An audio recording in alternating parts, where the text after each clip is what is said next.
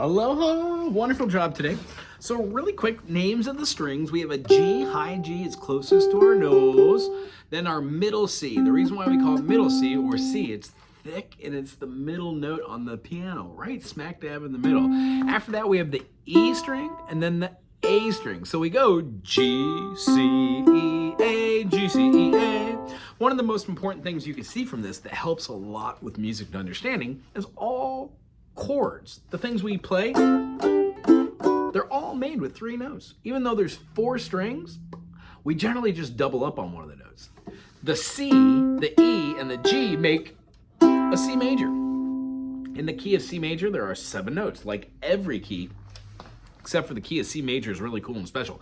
You don't have to say any of them is sharp. So this is like a C, this is a C sharp, this is a D, this is a D sharp, this is an E. If we go back the other way, we could go E, E flat, D, D flat. See how C sharp and D flat have the same note? They're enharmonic equivalences, meaning same note, different name. We do that for the way we name things because music does get complicated down the road. But for us right now, C, D, E, F, G, A, B, C. Get rid of the last 3 notes. The Do, which is the 8th note, the same as the first, the C, C, C. Get rid of the B note and the A note. And what we're left with is C, D, E, F, G. If we get rid of 2 and 4, we're left with C, E, and G. Well, that's a major. When we put down our finger here, we get a doubled C note, but it's not in unison, it's an octave. Meaning the pitch we're hearing is this one, and then the pitch we hear on top is the same pitch, except it's higher. It rattles differently in our ear. Okay, so when we're going through our chords in the beginning, C major, D minor, E minor, F major, G major, A minor, B diminished, and C, those are just 7 of the possible chords. Now, if you view it this way, we only have 5 different types of chords. One's a major, kind of happy, 1, 3, 5, and then when we flatten the 3, we get a minor.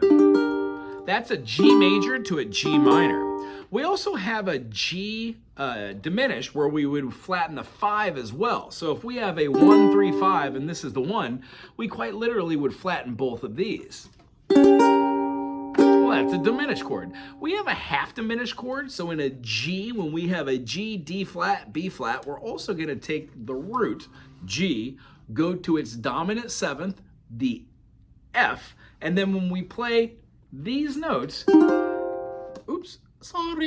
when we play these notes, if I played all 3 of them there, I would have 1 more note to move that changes the way we hear this chord.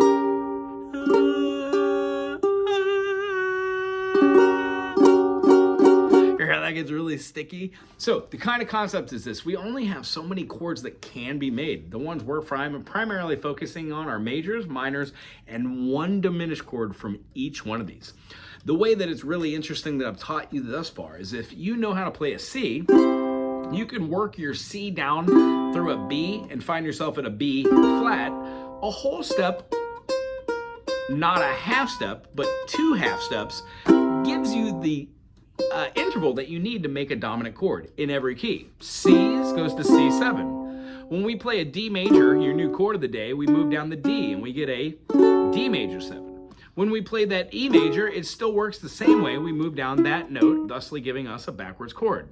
One of the chords you saw today was a G sharp minor. Well, a G sharp minor and an E major 7 are the same thing. Chords have 2 names, notes have 2 names. It's not going to happen overnight, but if you try and do this for 5 minutes every day with a little bit of playing, a little bit of finesse, I guarantee you'll be strumming this ukulele in no time. I'd suggest getting a book so you could have fun playing through some songs that you know from an artist that's popular or just some traditional songs that you'll recognize by their melodies. And then go through the process of playing any of your chords like this G major, and then moving a finger, putting down a finger, placing a finger and down.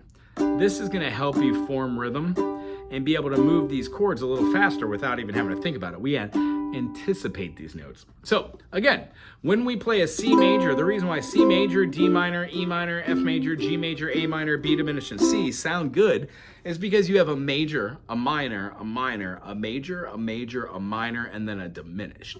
When I do it in another key, you can see how the D minor you had changes to a D major. The A major you know of changes to an A minor changes to an A major. So In the key of E, we have E major, F sharp minor, G sharp minor, A major, B major, C sharp minor, and then we've got our G sharp diminished, sorry, not G sharp diminished, D sharp diminished, and then it goes back to our E chord.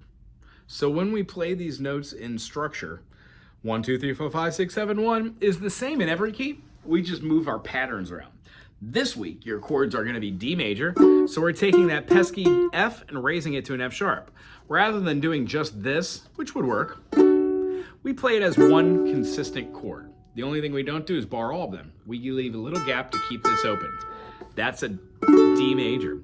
We could play with any fingering, dare I say the pinky, and if you can move that up to the next fret and bar the first fret, that's a D sharp or an E flat, then an E, then an F. So this F should sound exactly like that. Just a little tweak. See where we're going with this? Every single one of these chords can do that and move themselves up. Even the minors. We would just bar it and make a big stretch. Weird, huh? Anywho, great job today. Work on your D major and then work on your A7. D major, A7, D major. I'm gonna throw you a song called Oh Where Has My Little Dog Gone? And try and strum along with it, those two chords. And You Are My Sunshine as well. It's good seeing you today. I'll see you next week.